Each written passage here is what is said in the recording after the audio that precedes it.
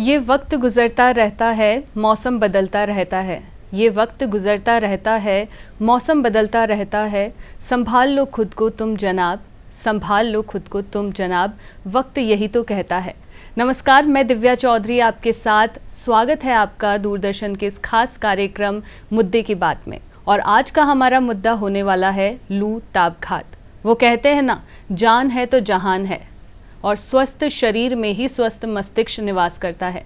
तो गर्मी के मौसम में इससे बड़ा मुद्दा भला और क्या हो सकता है, जिसमें आज हम जानेंगे लू ताप घात से बचाव, इसके लक्षण, तमाम ऐसी जानकारियाँ जो हमें और आपको मालूम होनी चाहिए। और इसके लिए मैं आमंत्रित करती हूँ हमारे विशिष्ट अतिथि डॉक्टर भारत शर्मा जी का। स्वागत है सर आपका हमारे इस खास प्रोग्राम। नमस्ते दिव्या जी, नमस्ते दर्शकों, मैं डॉक्टर भारत शर्मा। तो सर शुरू करते हैं हम अपना आज का ये मुद्दे की बात, जिसमें दर्शकों को काफ़ी सारी ऐसी जानकारियाँ मिलेगी जो गर्मी के मौसम में उन्हें जाननी ज़रूरी है कि कैसे हम लू से बच सकते हैं, क्या हीट स्ट्रोक होता है, क्या इसमें अंतर होता है, क्या इसके बचाव होते हैं। तो हम शुरू से शुरू करते हैं कि लू क्या है। देखिए, बहुत सारे लोग हमारे क्षेत्र में, आसपास, हमारे परिवार में आप लोगों ने कहते हुए सुना होगा कि हमें लू लग गई है, हमें लू की बीमारी है। तो लू बेसिकली जो गर्म हवा है, जो पश्चिमी भारत के हिस्से जो कि रेगिस्तान है या पश्चिमी और राज्यों से आती है, ये वेस्टर्ली पश्चिमी विंड्स हैं जो कि अपने आप में काफ़ी गर्म होती है। ये जब वेस्ट से ईस्ट की तरफ चलती है तो उस दौरान जो भी मनुष्य, जो भी पशु, जो भी पक्षी या फिर वन्य जीव, सब को अपनी चपेट में लेती है। ना सिर्फ इंसान, ये सभी प्रकार के जीवों को अपनी चपेट में ले सकती है। तो लू है गर्म हवा। अगर हम सीधी सिंपल भाषा में समझे तो लू एक गर्म हवा है जो गर्मी के मौसम में चलती है। तो सर लू लग गई, इसका हमें कैसे पता लगेगा कि हम लू की चपेट में आ चुके हैं? जी हाँ, बहुत ज़रूरी सवाल है। और क्योंकि आने वाले महीने जो कि मई और जून है, बहुत ही ज़्यादा इम्पॉर्टेंट, बहुत ही ज़्यादा महत्व रखते हैं इन बीमारियों के लिए। लू हमारे को महसूस होगा कि हमको गर्म हवा लग रही है। गर्म हवा के साथ साथ हमें ये भी महसूस होएगा कि हमको थोड़ी हमारे शरीर को आम भाषा में कहा जाए तो चक्कर आ सकते हैं। हमें कई प्रकार की और भी सिम्टम्स होते हैं जो कि लू की लगने वाली बीमारी, जिसको कि हम ताप घात कहते हैं या ताप से संबंधित बीमारियां कहते हैं, उस प्रकार की कई बीमारियों का हमारे शरीर को महसूस हो सकता है। तो सर क्या लू भी कोई बीमारी है? लू जी, एक बीमारी? लू कोई बीमारी नहीं है। लू सिर्फ बीमारी को करने वाली जो हवाएं हैं, जिससे हमारे शरीर का ताप ऊपर या नीचे हो जाता है, उसको कहते हैं, उस हवा को, जो चलने वाली हवाएं हैं जो कि मई और जून के महीने में रेगिस्तान वाले इलाकों में चलती है, उसे हम लू कहते हैं। बिल्कुल सर। तो ये तो हो गई कि लू के क्या लक्षण है कि हमारा सर दर्द होगा, चक्कर आएंगे, कमज़ोरी महसूस होगी। तो ये तो लक्षण हो गए कि अगर हम लू की चपेट में आ गए तो हमको अपने शरीर में ये सब चीज़ें देखने को मिलेगी। लेकिन इससे हम कैसे बच सकते हैं? क्या पहले घरेलू उपचार हम कर सकते हैं? देखिए, सबसे पहले हमको ये समझना पड़ेगा कि लू से जो संबंधित बीमारियां होती है वो क्या होती है। अगर हम बात करें तो लू से संबंधित बीमारियों को हम 3 से 4 कैटेगरीज के अंदर डिवाइड कर सकते हैं। 3 से 4 कैटेगरीज में बांटा गया है। तो जो फर्स्ट सबसे छोटी कैटेगरी होती है वो होती है हीट रैश, यानी ताप की वजह से जो शरीर पे लालपन हो जाना, या फिर ताप की वजह से जो शरीर के ऊपर लालपन, छोटे छोटे ब्लिस्टर्स, जो कि छोटे छोटे फफोले हो जाना, उसको बोलते हैं। दूसरा नंबर होता है हीट क्रैम्प्स, ताप की वजह से शरीर के अंदर दर्द हो जाना, मांसपेशियों में, पेट में, गर्दन में, पीठ के कुछ हिस्सों में दर्द हो जाना। तो इसको हम मेडिकल भाषा में कहते हैं हीट क्रैम्प्स। उसके बाद जो उससे बड़ी बीमारी होती है वो उसको बोलते हैं हीट एग्जॉशन। हीट एग्जॉशन में दर्द के साथ साथ हमारे को जो मरीज़ है उसको बेहोशी भी आ सकती है, बेहोशी जैसा मन कर सकता है, या फिर इससे थोड़ी आगे की परेशानी भी हो सकती है, जिसकी वजह से उनको हॉस्पिटल में भी दाखिल करना पड़ सकता है। अब अगर हम बात करें हीट रैश की, हीट रैश सबसे कॉमन, सबसे बहुत हीट रैश बोले या हीट रैश से एक नंबर आगे अगर हम चले तो सनबर्न कहते हैं उसको। तो अगर हम ज़्यादा टाइम तक सूर्य से एक्सपोज रहते हैं, सूर्य से अगर हमारे ऊपर सूर्य की किरणें ज़्यादा लंबे टाइम तक पड़ती रहेगी तो आपको लगेगा कि हमारा जो शरीर है उसके जो भी अंग सूर्य से एक्सपोज्ड है उसके अंदर हमको महसूस होगा कि वो पूरा हिस्सा लाल हो गया है, चाहे वो चेहरा हो, चाहे वो हमारा एल्बोज हाथ हो या फिर पैर हो। अगर कोई शॉर्ट्स पहन के काम नेकर या फिर ऐसे पहन के काम कर रहा है तो उन लोगों में हमको ये चीज़ महसूस होगा। किसान जो कि इन चीज़ों से ज़्यादा प्रभावित होते हैं उनको ये महसूस होगा कि उनके गले के पीछे, पीठ के ऊपर काफ़ी सारे लाल लाल धब्बे, कुछ छोटे छोटे फफोले जिनके अंदर से पानी भी निकल सकता है, ऐसा सब कुछ आपको महसूस होगा। तो ये है सबसे छोटी और सबसे first category heat rash. Heat rash के लिए कुछ भी नहीं, अगर हम उस जगह को अपने तन के ऊपर कपड़ा डाल लें, डायरेक्ट हीट से, डायरेक्ट सनरेज से अगर हम बचते हैं, और अगर फिर भी रैश होता है तो हम कुछ जो सिंपल बेबी पाउडर्स आते हैं या जो भी मार्केट में कोई भी पाउडर आ रहा है तो हम उसको यूज़ कर सकते हैं।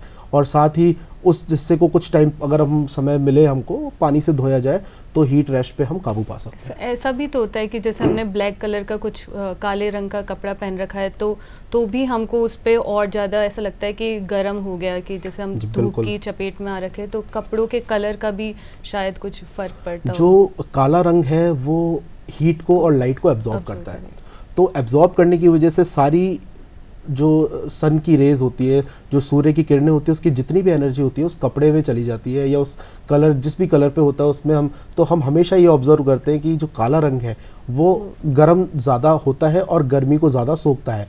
तो काला रंग छोड़ के अगर हम सफ़ेद रंग लाइट यूज़ करें, बिल्कुल हल्के कलर्स यूज़ करें तो हम उससे बच सकते हैं। तो सर ये तो हीट रैश हो गया। अब सेकंड कैटेगरी आती है हीट क्रैम्प्स की। हीट क्रैम्प्स हम जब हीट क्रैम्प्स में क्या होता है कि कोई भी मजदूर है या कोई भी इंसान है जो कि बाहर काम कर रहा है खुले धूप के अंदर, तो उनको पानी की कमी होने की वजह से शरीर में कुछ ऐसे चेंजेस होते हैं जिसकी वजह से उनको उनके शरीर में मांसपेशियों में दर्द होने लग जाता है। तो वो उनको थोड़ी बहुत सोचने समझने की शक्ति में भी परिवर्तन आ सकता है, लेकिन इसमें मेनली मांसपेशियों में दर्द होना इसका सबसे कॉमन सिम्टम, कॉमन जो देखा जाता है लक्षण है। हीट क्रैम्प्स में अगर होगा कि अगर हम हीट क्रैम्प्स की चपेट में आ गए तो हमारी मांसपेशियों में दर्द होना शुरू हो जाएगा। और ये दोनों ऐसी बीमारियां हैं जिसके लिए आपको हॉस्पिटल, हीट रैश और हीट क्रैम्प्स में आपको हॉस्पिटल जाने की ज़रूरत नहीं पड़ती। आमतौर पे आप देखेंगे घर के बड़े बोल देंगे आप पानी पी लीजिए, आप नींबू पानी पी लीजिए, या आप किसी जूस का सेवन कर लीजिए जिससे कि हमारे खून के अंदर या हमारे शरीर के अंदर पानी की मात्रा और जो इलेक्ट्रोलाइट, जो कि पानी के अंदर कुछ नमक एवं तत्व होते हैं, उनकी मात्रा वापस बैलेंस में आती है। तो उससे हमारे जो ये हीट क्रैम्प्स हैं आमतौर पे अपने आप सही हो जाते हैं। सर अगला प्रकार जो होता है उसे बोलते हैं हम हीट एग्जॉशन। हीट एग्जॉशन में हम क्या करते हैं, हीट एग्जॉशन में हम ये देखते हैं कि भाई जब भी कोई मनुष्य लंबे समय से धूप में काम कर रहा है, कई लोग इसको हीट एग्जॉशन कहते हैं, या कई लोग इसको ये बोलते हैं जो लोग बाहर काम नहीं कर रहे लेकिन नॉन एक्सर्शनल हीट स्ट्रोक बोलते हैं। नॉन एक्सर्शनल में कोई आदमी काम तो बाहर नहीं कर रहा है लेकिन वो बाहर बैठा हुआ है या किसी वजह से उसको बोलिए कि लू लग गई या गर्म हवाओं से एक्सपोज हो गया, वो गर्म हवाओं से वो एक्सपोज हुआ है, तो उस ऐसे किसी मनुष्य को क्या परेशानी होगी। उसको सबसे पहले तो हीट रैश भी हो सकता है और हीट क्रैम्प भी, बॉडी के अंदर सब जगहों पे दर्द होने लग जाएगा। पर जो परेशानी क्या आएगी कि उनको चक्कर आने लगेंगे, चक्कर आने के साथ साथ जीभ का सूखना और बहुत सारे पसीने आना, स्किन बॉडी का टेम्परेचर बढ़ जाना, तापमान बॉडी का बढ़ जाएगा। और उसके अलावा जो सबसे परेशान कर देने वाली बात होती है, चक्कर आने से बेहोशी भी आ सकती है। तो बेहोशी आने के बाद हमको काफ़ी ऐसा महसूस होता है कि सीरियस है। तो ऐसे कंडीशन में हम क्या कर सकते हैं जी। ऐसे कंडीशन के अंदर जो ये हीट एग्जॉशन है, इसके लिए हम सबसे पहले जो भी मनुष्य बाहर काम कर रहा है, चाहे वो मनुष्य हो चाहे वो वन्य जीव हो, कोई भी हो, उनको हम छाया में, अगर घर है तो घर के अंदर ले जाएं, पेड़ की छाया है अगर तो पेड़ की छाया में गर्मी से उनको बचा के लाएं। और उसके बाद हम उसको थोड़े से पैर ऊपर कर दें, क्योंकि ब्लड के अंदर पानी की कमी हो जाने की वजह से जो ब्रेन के अंदर पहुंचने वाला रक्त होता है उसमें कुछ कमी आ जाती है। तो पैरों को ऊपर कर दे और शरीर के ऊपर, चाहे चेहरे पे हो चाहे शरीर के ऊपर, पानी की पट्टी कर दे, जिससे कि जो बॉडी का तापमान है वो कम हो जाए। अगर वो तापमान को हम कम कर देते हैं और जब उनको होश आ जाता है तो हम पानी पिला दें या फिर कोई नींबू पानी या कोई जूस पिला दें, तो इससे हम इस बीमारी को बिना हॉस्पिटल जाए अपने घरेलू लेवल पे सही कर सकते हैं।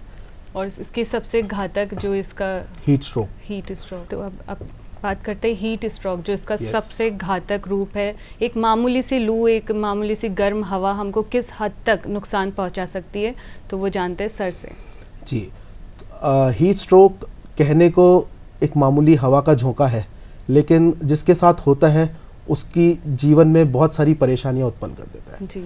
हम ये सोचे हीट स्ट्रोक को कैसे पता लगेंगे। हीट स्ट्रोक को पता करने के लिए मैं आपको 2 भागों में बताऊंगा कि सबसे पहले तो हीट स्ट्रोक क्यों हुआ हमारे को, हीट स्ट्रोक का कारण क्या है, हम थोड़ा सा समझेंगे तो हम उसको बचाव करने में ज्यादा सक्षम होंगे। सर, वो कहते हैं कि बचाव ही उपचार है, तो अगर हम पहले ही बचाव कर लेंगे तो शायद वहां तक पहुंचे ही ना। तो हीट स्ट्रोक क्यों हुआ है, ताप संबंधित बीमारी क्यों हुई है? जब कोई इंसान धूप में काम कर रहा है, साथ साथ गर्म हवाएं चल रही है, तो उसके शरीर का टेम्परेचर बढ़ता है, तापमान बढ़ता है, तापमान के बाद पसीने आते हैं और जो गर्म हवाएं होती है उस पसीने को भी अपने साथ ले जाती है। तो बॉडी अपने शरीर के तापमान को मेंटेन करने के लिए, बैलेंस बनाने के लिए उस पसीने आते रहते हैं, लेकिन इंसान को महसूस नहीं होता क्योंकि वो समय के साथ पसीने गर्म हवाओं की वजह से उड़ भी जाते हैं। तो आदमी काम करता रहता है, उसको किसी भी प्रकार का डिस्कम्फर्ट या फिर परेशानी महसूस नहीं होती।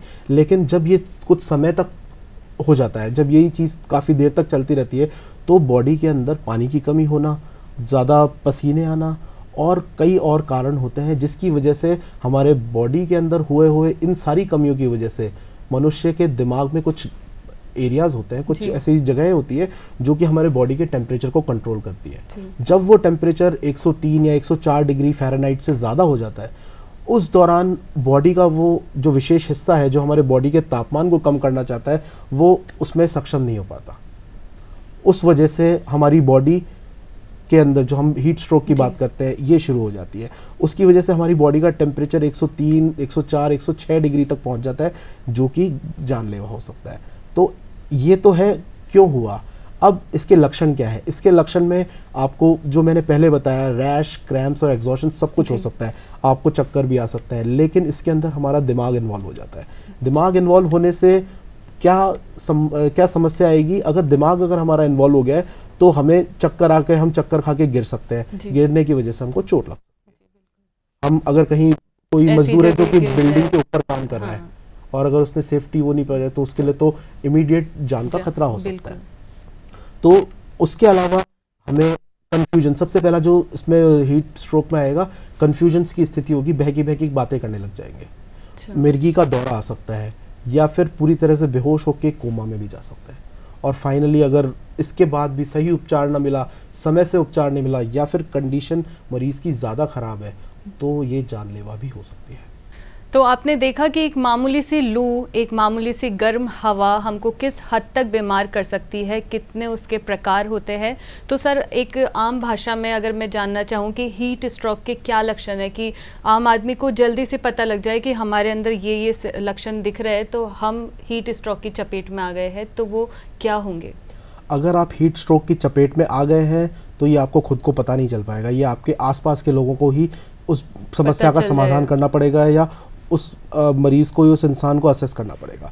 क्यों? अगर हीट स्ट्रोक हुआ है तो मैंने आपको पहले जैसे बताया कि हीट, आपको रैश भी होएगा, आपको गर्म हीट रैश की परेशानी आ सकती है या फिर मांसपेशियों में क्रैम्प्स आ सकते हैं या फिर एग्जॉशन मतलब कि बेहोशी आ सकती है। उसके अलावा जो हीट स्ट्रोक के मेन जो सिम्टम्स होंगे, आपको कन्फ्यूजन लगेगा, ये इंसान थोड़ी बहकी बातें कर रहा है। जो आमतौर पे अपने आसपास वाले लोग अपने को जानते हैं, उनको ये महसूस होता है कि ये आदमी सही प्रकार की बातें नहीं कर रहा, कुछ बहकी बातें कर रहा है। नहीं तो काम करते करते चक्कर आना, गिर जाना या फिर मिर्गी का दौरा जैसा पड़ना, ऐसा हो सकता है। या फिर पूरा बेहोश हो जाए तो वो आगे जाके कोमा या फिर आगे जाके जानलेवा बीमारी में भी तो सर हम कितना मतलब वेट कर सकते हैं, कितना इंतज़ार कर सकते हैं कि हीट स्ट्रोक अगर हमको लग रहा है कि हमारे आसपास वालों को या किसी को हो गया है, क्योंकि दूसरे इंसान को ही पता लगेगा कि इसको हीट स्ट्रोक हो गया है, वो बहकी बातें करेगा, उस काम में थकावट होगी उसके, तो हम कितना रुक सकते हैं, कि हम कितना इंतज़ार कर सकते हैं कि शायद ये खुद सही हो जाए, या फिर जैसे ही हमको पता लगे तुरंत डॉक्टर के पास जाना चाहिए? जी, ये बहुत अच्छा सवाल आपने पूछा है। इसमें जो मैंने आपको पहले कैटेगरीज बताई, जो मैंने हम आपको विभिन्न प्रकार की ताप से संबंधित बीमारियों के बारे में बताया, उसको यदि हम देखें तो जो पहले दो हैं उनमें आपको घर पे ही अपना इलाज कर लिया जाए तो कोई परेशानी नहीं होती। पर अगर आपको लगता है कि मेरी समस्या ज़्यादा बढ़ रही है, मेरे को सिर्फ जलन से भी परेशानी है, तो आप कभी भी डॉक्टर से कंसल्ट कर सकते हैं। पर अगर आपको बेहोशी ऐसा लग रहा है कि ये बेहोश हो गया है, तो बेहोश होते ही सबसे पहले क्या, हमारा सबसे पहला जो कदम क्या उठाएंगे कि हमने देखा कि आसपास हमारा कोई मित्र या कोई सहकर्मी अगर ऐसा किसी को परेशानी आ रही है, तो उसको सबसे पहले गर्मी से उठा के किसी ठंडी जगह पे ले जाए, उसको अपने पास किसी को मदद के लिए बुलाएं, क्योंकि आप अकेले शायद इतना काम नहीं कर पाएंगे। उसके बाद आपने उस जगह उस इंसान को किसी भी प्रकार से शरीर को ठंडा करने की कोशिश करनी है, चाहे वो पानी शरीर पे पानी लगा के, ठंडा कपड़ा लगा के, या फिर बर्फ़ लगा के, किसी भी प्रकार से हम कोशिश करें उसको ठंडा करने की। अगर मनुष्य बेहोश हो चुका है तो उसको पानी ना पिलाएं। पानी चेहरे पे डाल सकते हैं, शरीर पे डाल सकते हैं, और वो बेहोशी से अगर बाहर आ जाता है तो फिर हम उसको पानी पिला सकते हैं, नींबू पानी पिला सकते हैं, किसी भी प्रकार के तरल पदार्थ, जूस, शरबत, जो भी हमारे पास एट द टाइम अवेलेबल है। आमतौर पे सबसे कॉमन पानी, वो पानी पिला दें उसको, और उसको बोलें कि आप लेट जाइए। ये सबसे ज़रूरी और सबसे इम्पोर्टेंट काम कर सकते हैं। ये प्राथमिक उपचार, बिल्कुल प्राथमिक उपचार की श्रेणी में आता है। इसके लिए आपको किसी डॉक्टर की ज़रूरत नहीं है, ये हम खुद भी कर सकते हैं। और ज़्यादातर लोग सिर्फ इतने से काम करने से ही उस ताप से संबंधित बीमारी की चपेट से निकल जाएंगे। उसके बाद हम ये देखें कि कुछ 1-2 दिन अगर हमारा काम कोई बहुत ज़रूरी नहीं है तो उस क्षेत्र में, उस जगह पे हम ना जाएं, थोड़ा रेस्ट करें और उसके अपनी शरीर को थोड़ा बिल्डअप करें। और आने वाले टाइम पे, क्योंकि अगर एक बार ताप से संबंधित बीमारी आपको हुई है तो इसका मतलब हो सकता है आपकी बॉडी में पहले से कोई बीमारी हो, आपको हार्ट की या फेफड़ों की कोई ऐसी बीमारी हो जिससे कि आप इस बीमारी से प्रभावित ज़्यादा हो जाए, या फिर हमारे को छोटी की जगह बड़ी बीमारी हो जाए। तो इसलिए हमारे को, अगर एक बार हमारे को कभी ताप घात की, किसी को भी हमारे घर में, हमारे पड़ोस में किसी को बीमारी है, तो उनको ये समझाइए कि अगर ऐसा है ना तो आप हमेशा अपने पास पानी की बोतल रखें, या किसी कोई आदमी हमारे साथ काम पे रहे जिससे अगर कोई परेशानी हो तो एटलीस्ट हमको संभाल सके।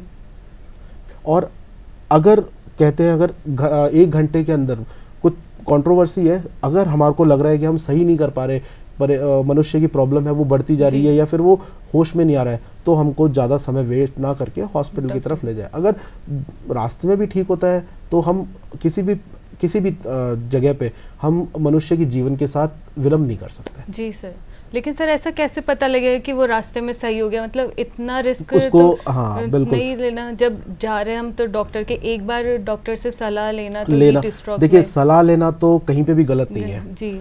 सलाह लेने से हो सकता है डॉक्टर साहब आपको यही कह देंगे कि कोई बात नहीं, आप इनको पानी और नींबू पानी पिलाएं, लेकिन अगर हमारे विलम्ब से कभी कुछ देरी हो जाए तो उससे अच्छा है कि अगर हम एक बार सलाह को ज़्यादा, परंतु जैसा मैंने आपको बताया ना, यदि अगर ऐसा कुछ हो गया है, आपने लेटा दिया, उनको पैर थोड़े से ऊपर कर दिए, ठंडे पानी की पट्टी कर दी, और जब होश आने पे थोड़ा पानी वगैरह पिला दिया, थोड़ा सा उनका केयर किया जैसा कि हम किसी बीमार बुखार वाले इंसान का करते हैं, तो वो एनफ होएगा। तो मतलब सर अगर जैसे किसी के लू लग गई, या किसी को हीट स्ट्रोक हो गया, हीट क्रैम्प्स या हीट रैशेज कुछ भी हो रहा है, तो हम इसका इंस्टेंट तुरंत इलाज तो ये कर सकते हैं कि हम उसको ठंडी जगह पे ले जा सकते हैं, पानी पिला सकते हैं, पानी के छींटे दे सकते हैं।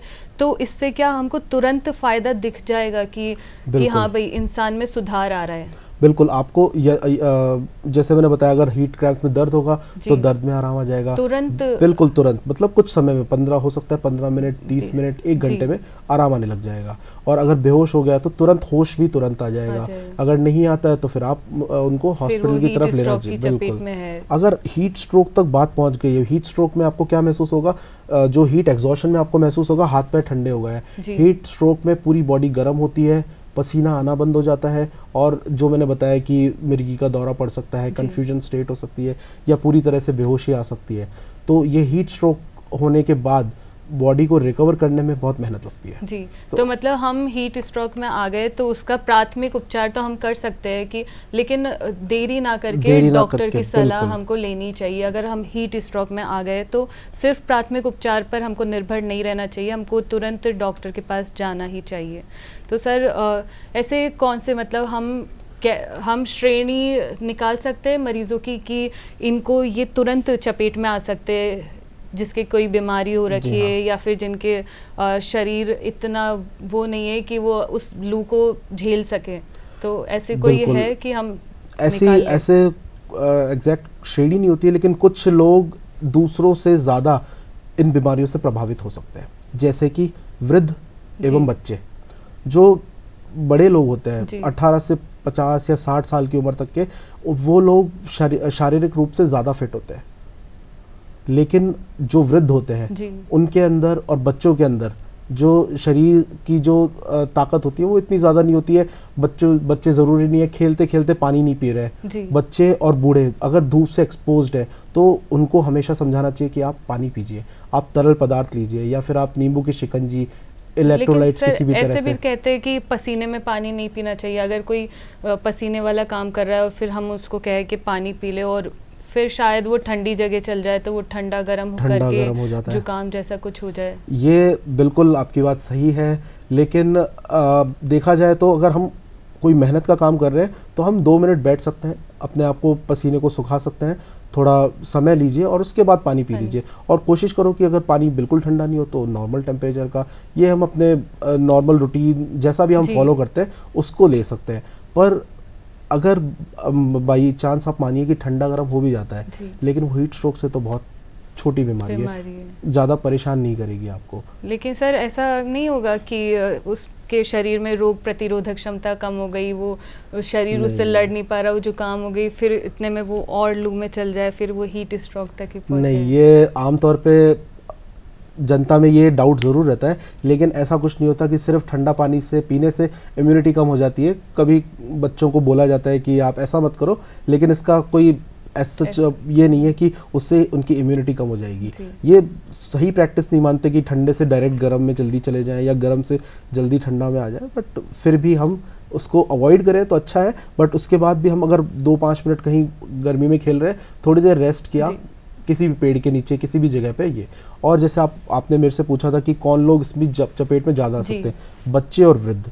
कुछ लोग जिनको हार्ट कंडीशंस है, जैसे कि, और वो लोग कुछ दवाइयाँ खा रहे हैं जैसा कि ब्लड प्रेशर कम करने की या फिर यूरिन एक्स्ट्रा बनने की, तो उनके शरीर में कुछ दवाइयाँ ऐसी होती है जो कि पानी के लेवल को कम कर देती है।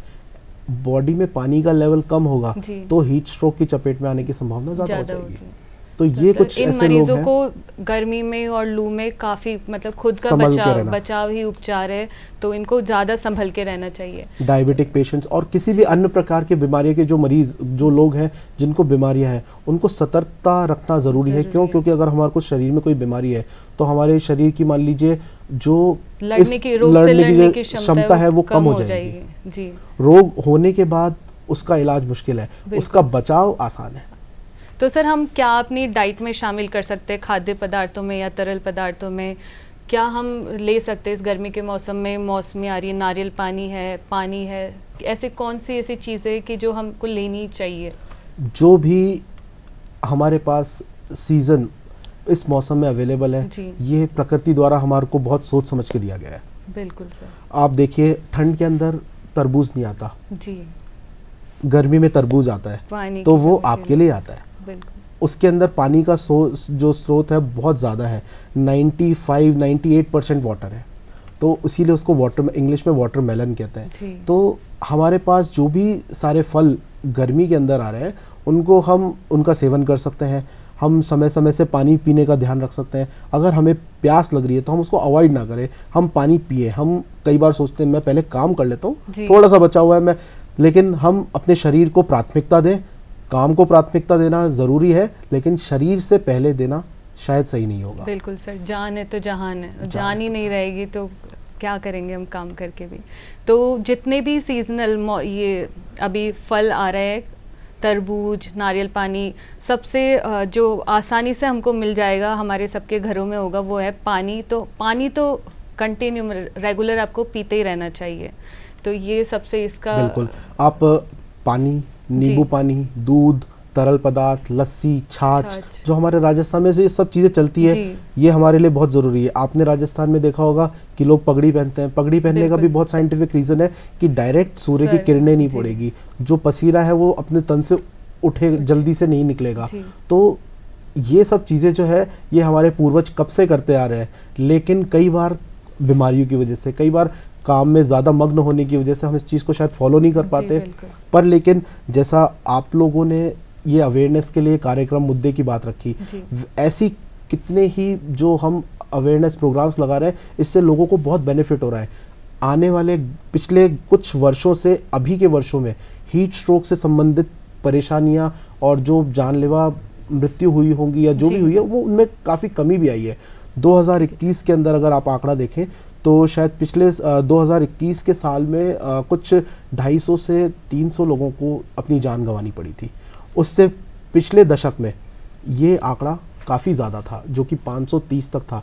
पर लोगों की मतलब समझ, लोग जागरूक हो रहे लोग हैं जागरूक हो रहे कि हैं लू मामूली चीज़ नहीं है नहीं है। जिसको हम इग्नोर कर सकते हैं। लू भी एक जानलेवा बीमारी दे सकती है हमको। तो सर, हम अपनी दिनचर्या में क्या शामिल करें? व्यायाम, खाना पीना? देखिए, आपने सबसे पहले बताया था, मैं आप ही की बात को दोहराता हूँ कि स्वस्थ दिमाग में ही स्वस्थ मस्तिष्क का, और स्वस्थ मस्तिष्क में ही स्वस्थ समाज का विकास हो सकता है। तो अब हम देखें कि अगर हम अपनी बॉडी को फिट रखते हैं, अगर हम योगा करते हैं, प्राणायाम करते हैं, तो ये हमारी बॉडी के अंदर जो होने वाली चीज, ये जो हम सांस लेते हैं, हम खाना खाते हैं, ये हमारे शरीर के अंदर, हमारी दिनचर्या के कुछ ऐसे वो होने चाहिए जिसको कि हम मिस ना करें, हम इसको स्किप ना करें। इससे हमारे शरीर की जो हेल्थ जो है वो ऑप्टिमम रहेगी। और हमको अपने शरीर को भी एक मशीन मान के उसको टाइम टू टाइम व्यायाम भी जरूरी है, खाना पीना भी जरूरी है, और आराम भी जरूरी है। तो हमको ये सब कर सकते हैं। और सर, ऐसी जैसे बीमार होते ही, बुखार होते ही हम मेडिकल पे जाके दवाई ले लेते हैं कि हमें बुखार हो रहा है, वो अपनी जो दवाइयाँ चल रही है वो दे देते हैं। तो क्या हीट स्ट्रोक और लू लग गई तो उसके लिए भी कोई ऐसी दवाई है कि हम मेडिकल पर जाकर ले सकते हैं और उससे हमको थोड़ी राहत मिल सके? जी हाँ, देखिए, पैरासीटामोल जो है वो over the counter available drug है। वो उसको आप अपने अगर आपको लगता है कि मुझे थोड़ा बुखार है, तो अपने लेवल पे भी, यदि देखिए आप नॉर्मल इंसान, आपकी नॉर्मल कद काठी है, तो आप उसको ले सकते हैं। यदि कोई छोटा बच्चा है या बड़ा बुजुर्ग है, तो एक बार डॉक्टर से सलाह लें कि इनकी क्या डोज बनती है, उसके बाद हम शायद ओवर द काउंटर भी ले सकते हैं। इसीलिए गवर्नमेंट ने उसको ओवर द काउंटर ड्रग बोल रखा है। क्यों? क्योंकि हम खुद जाके मेडिकल से ये परचेज, अगर हमारे को थोड़ा बुखार हो रहा है, तो हमारे शरीर के आकार और की अनुसार हमारी जो डोज है, हम उसको पैरासीटामोल को ओवर द काउंटर ले सकते हैं। वो काफ़ी हद तक हमारे को जो बुखार हो रहा है उसको कंट्रोल करने में सहायक है। परंतु हीट स्ट्रोक में होगा क्या, जब दिमाग का जो पैरासीटामोल जिस हिस्से को जगाती है, जहाँ से बुखार को कम करती है, वो हिस्सा जब काम करना समाप्त कर देता है, तो उस टाइम पे पैरासीटामोल भी कोई काम नहीं करती। तो हमको डॉक्टर से ही मिलना पड़ेगा। जब हम हीट स्ट्रोक की चपेट में आ ही गए हैं, तो हम प्राथमिक उपचार से इतना सही हो जाए कि हम डॉक्टर तक आराम से पहुंच जाए। तो देखा आपने कि एक मामूली सी लू हमको किस हद तक नुकसान दे सकती है। धन्यवाद सर आपका। आपकी तमाम जानकारियां हमारे सारे दर्शकों के लिए बहुत लाभदायक होगी। Thank you.